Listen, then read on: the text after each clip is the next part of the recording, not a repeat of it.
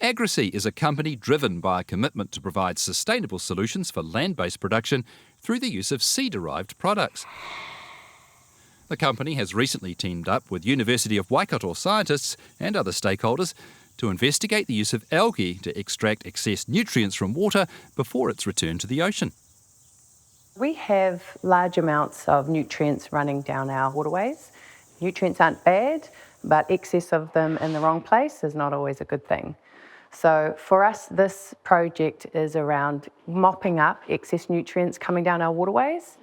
And more importantly, we also operate at the top of the cliff, so back in the farm paddock, back where we can reduce the amount of nitrogen going into the system in the first place. But whatever escapes that system, let's try and clean it up at the river mouth as well. This project is a pilot, so first of all, seeing if we can grow sea lettuce in these operating systems from a diffuse source.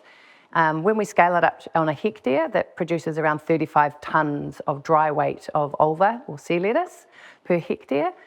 Currently, we're drying that and looking at extracting some of the high-value goods, such as olivins, which are these incredible bioactives. But there's also beautiful proteins, there's ingredients for skincare, for biostimulants, for plant additives. There's a whole range of ways that we can create commercial value from this ulva. And that's really the stage 2 of our partnership with the University of Waikato. Let's have a look. This project is more than research for research's sake. It's actually around practical application. How can we get these tools into the hands of people who will use them?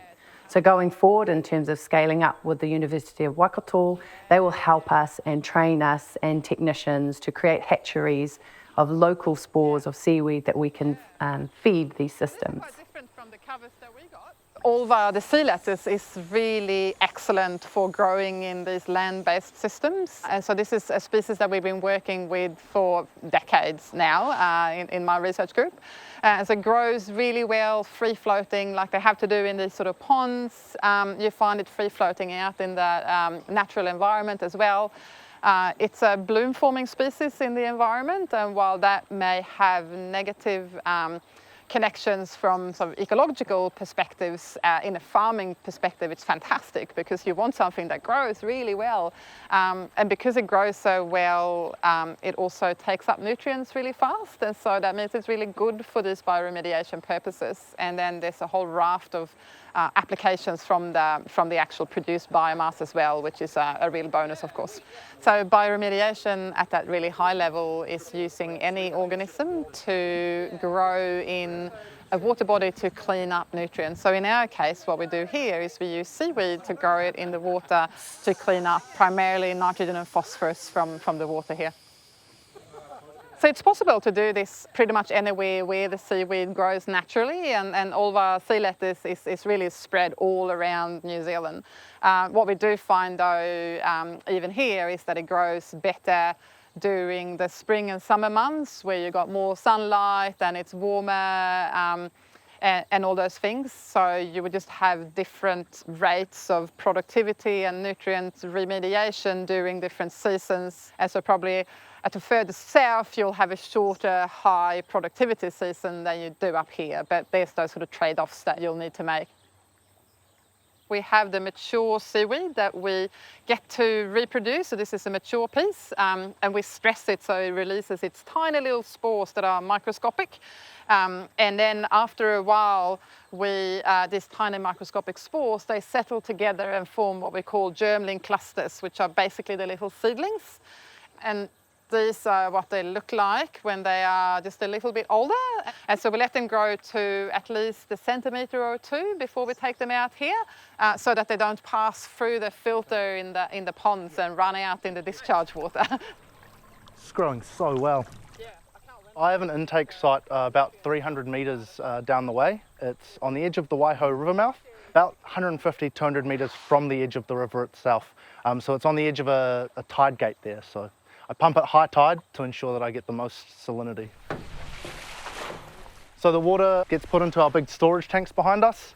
It goes through a sand filter to remove any suspended solids and sediments, and then it's put through our high rate algal ponds here.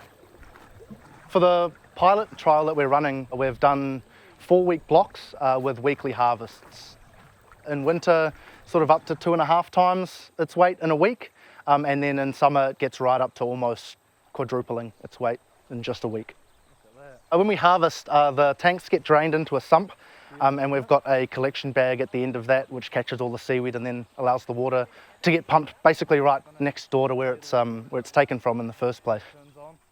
And then I lift it a little bit and then let the water drain, and then a little bit more and let the water drain further. So I take the bag of seaweed out of the sump and I take it over to our high-tech dewatering device, which is just a fancy word for a spin cycle on a washing machine. And then from there it gets taken back to Agrisea and then we dry it right out in an oven. We've had 2 years of operation. We've called hui and gathered a whole lot of different people from different areas and industries and really showcased some of the results that these are having. And again, we're getting the same type of feedback, really in behind you. How do we get this to hectare scale, and how do we keep making, or make more of an impact than what we're already doing on this pilot scale? The trial itself has been unbelievably successful. At the end of the day, this money was public money. The majority of it was from the SWF, Sustainable Food, Fibre and Futures Fund, and alongside some other amazing partners. And we just truly believe from the get-go it was an environmental project first and foremost, with some commercial opportunities and outcomes, secondary. We have already been talking with ECAN down in Canterbury. We've been talking to some of the team from Wairarapa Moana, really looking at similar systems or setups that could essentially be plug and played in their neighbourhood and create the same or if not a similar impact to what we're finding here in the Firth. So my dream is to see these systems all around our country doing the bioremediation and the clean up that they're built to do.